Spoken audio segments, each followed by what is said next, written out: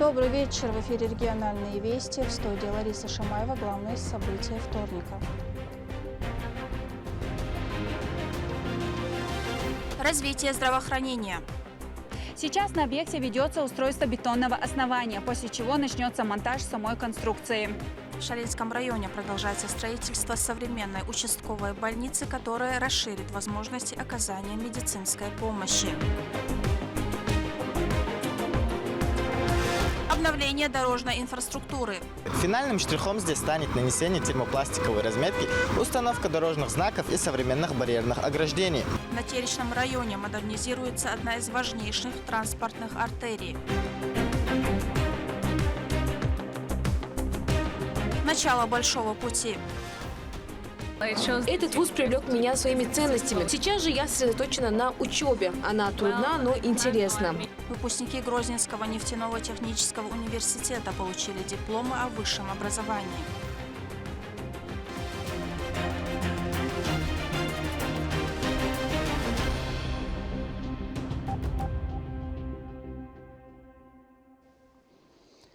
Бойцы разведывательно-ударного центра спецназа «Ахмат» Министерства обороны России совместно с 385-й артиллерийской бригадой продолжают успешно выполнять поставленные задачи в Донецком направлении. Об этом сообщил глава Чеченской республики Рамзан Кадыров в своем телеграм-канале.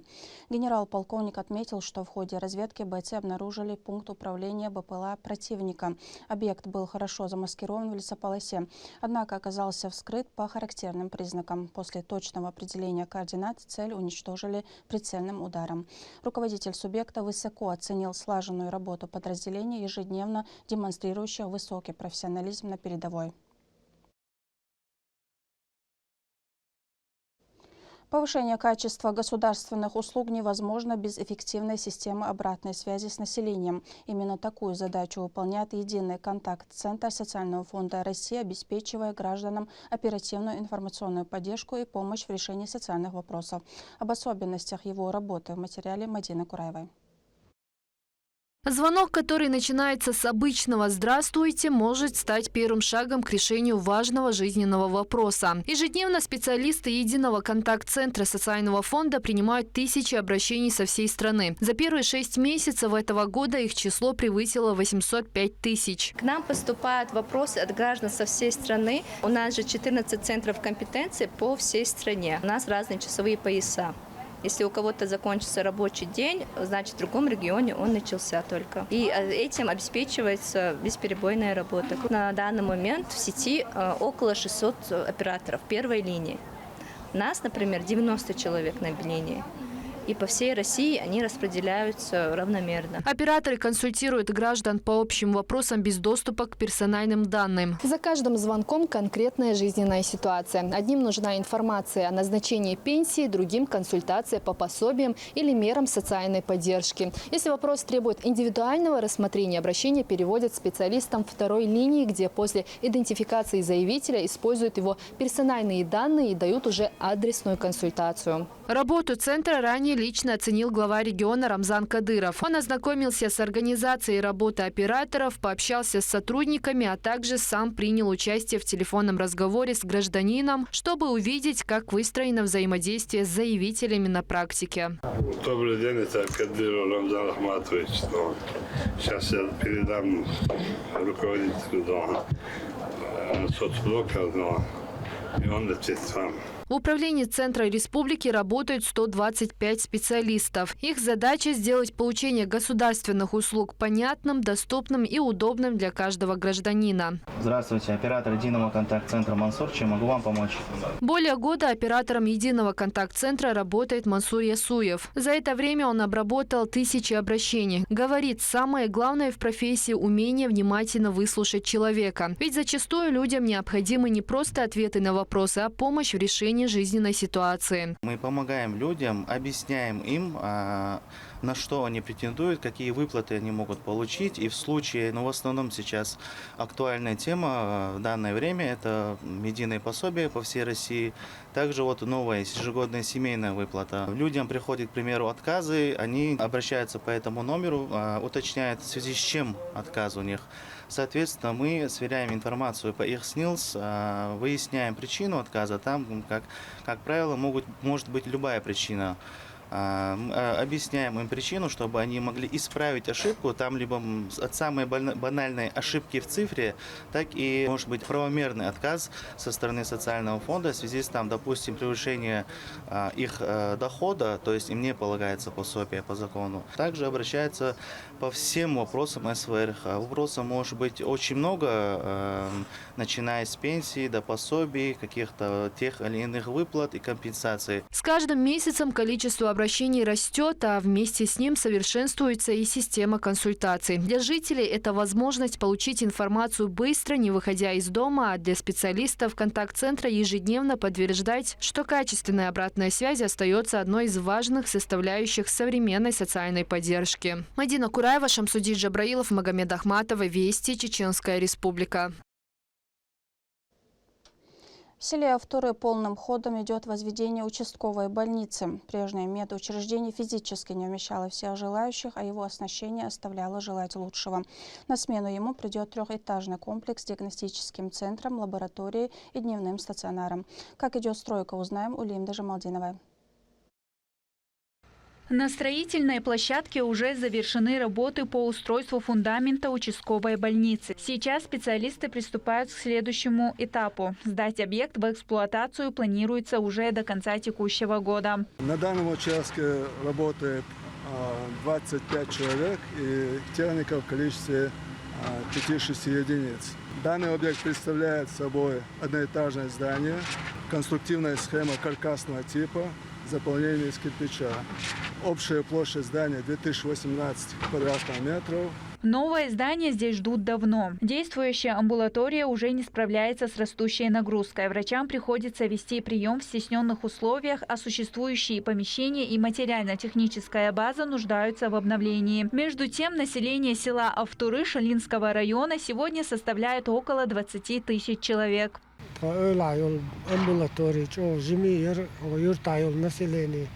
Yok население тята нас юечур даяха дезертка так скорыш херибок за общет кондо самотный хечумнук да айберт кевел хазук даш бахшборш конда ида хайда сидиш хок уля ашту кона хок абочана чо берт хедухона далмола.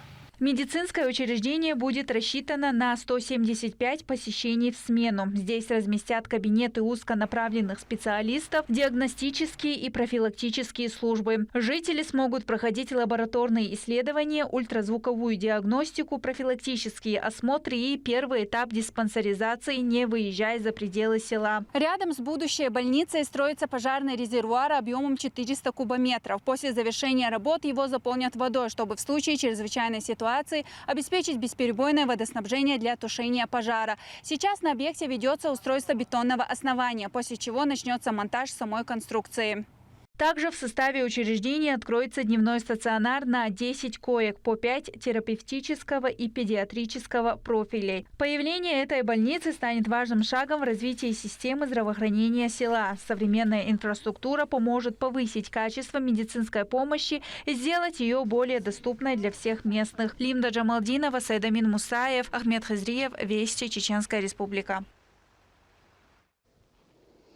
В Натеричном районе новый этап масштабного дорожного строительства. Участок трассы, соединяющий 3 населенных пункта, не просто ремонтируют, его фактически возводят заново. Из-за сложного рельефа и высокой нагрузки инженеры применяют многослойное усиление основания. Ахмед Рамазанов продолжит. В Натеричном районе на новый решающий этап вышел капитальный ремонт одного из ключевых дорожных объектов региона. Автотрасса Пратская Натеричная Правобережная официально входит в опорную сеть дорог Российской Федерации. Масштабное обновление объекта стало возможным благодаря национальному проекту «Инфраструктура для жизни». Текущие работы развернулись на отрезке протяженностью 7,5 километров. Специалисты практически заново формируют дорогу. Из-за слабых грунтов и высоких нагрузок основание артерий усиливают специальными подстилающими слоями. Прямо сейчас дорожники укладывают нижний выравнивающий слой крупнозернистого асфальтобетона. Параллельно идет укрепление обочин и обустройство водоотводных сооружений, чтобы защитить трассу от размывов во время паводков и проливных дождей. Сейчас идет активная фаза работ. Мы завершили устройство прочного основания дороги и заменили водопропускную трубу. Главная цель – это сделать этот маршрут полностью безопасным и долговечным. Работы идут с опережением графика. Объект сдадим раньше срока, иншаллах. Не менее важен социальный аспект. Трасса проходит непосредственно через крупный районный центр Знаменское. Для местных жителей магистраль на протяжении многих лет оставался источником постоянного беспокойства. Из-за высокой интенсивности движения и износа старого полотна передвигаться здесь становилось все сложнее и опаснее. Фонду особое внимание выделить него по часу или своего почайна на Хунатечном районе. Фонд тергуерна по асфальту до кидадо машина тергу еще саму еще хорошо до ватя еще язер тахана шумахари билшу асфальт гоштов шухудош лахала дайре свой почайна вмехтен эйманина фонд да глобал ама хаджисарай фонд зарарсан лабака дайре свой ларудосон. Обновление трассы кардинально изменит качество жизни в районе. Помимо укладки асфальта, проект предусматривает создание полноценной современной инфраструктуры. Вдоль жилой зоны обустроят пешеходные тротуары, установят новые остановочные павильоны и смонтируют линии искусственного освещения. Завершение этого этапа работ ждут тысячи автомобилистов по обе стороны административной границы. Финальным штрихом здесь станет нанесение термопластиковой разметки, установка дорожных знаков и современных барьерных ограждений. Капитальный ремонт трассы в селе Знаменское не просто сотрет границы неудобств, но и сделает путь между Чеченской Республикой и Северной Осетией максимально комфортным, быстрым, а главное – безопасным. Ахмед Рамазанов, Адлан Хусаинов, Вести, Чеченская Республика. Горный туризм в Итумкалинском районе выходит на новый уровень. Здесь одновременно открылись две площадки для отдыха, оснащенные всем необходимым для комфортного пребывания. Шатры, уютные домики, пешие маршруты, прогулки верхом и многое другое. Каждый гость сможет выбрать активность по душе. Лейла Муртазова расскажет подробнее о горных красотах. Горы, которые раньше открывали только самые смелые путешественники, сегодня становятся доступнее для каждого. В Итумкалинском районе появились и новые места, где первозданная природа сочетается с современным комфортом. На берегу реки Аргун открылся глэмпинг «Автоаул». Этот объект создан в рамках объявленного у нас года горных районов и развития малого и среднего предпринимательства. И призван дать мощный импульс развитию активного и автомобильного туризма в горной части нашей республики. Мы хотим, чтобы Итумкалинский район стал еще более привлекательным для путешественников, которые ценят природу, активный отдых и комфорт. Всего в 2 километрах от села Итумкали гостей ждут 13 уютных шатров со всеми удобствами, зоны отдыха, костровые площадки и все необходимое для размещения путешественников на автомобилях. Который любит горы, который любит активный отдых, мог приехать и быть здесь в горах, как у себя дома. Мы хотели, чтобы отдых в горах был соразмерен финансово с походом в кино. Аналогичный проект появился и в живописном ущелье Кириго глэмпинг Хилдахарой, где разместились 7 комфортных домов среди горных вершин, лесов и рек. Это позволит любителям активного отдыха насладиться природой, не отказываясь от привычного удобства.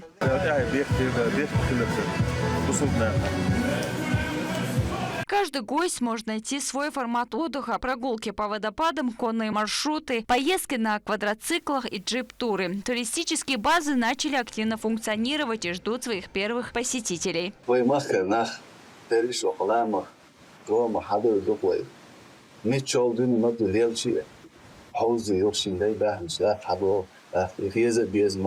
Даган леерч, потребности рукой, арен садовчаш, дукойлхан, козяхтлуш, далаш хайрт, нет шпагалш, позавал ищаца, сежима эхтебош, ахтуба, мамнёш, ахтус, халахауч, алиевство. Новые объекты – это не только комфортные места для отдыха, но и очередной шаг в создании рабочих мест и раскрытие туристического потенциала в Итумкалинском районе. Лейла Муртазова, Беккан Эбиев, Вести, Чеченская Республика.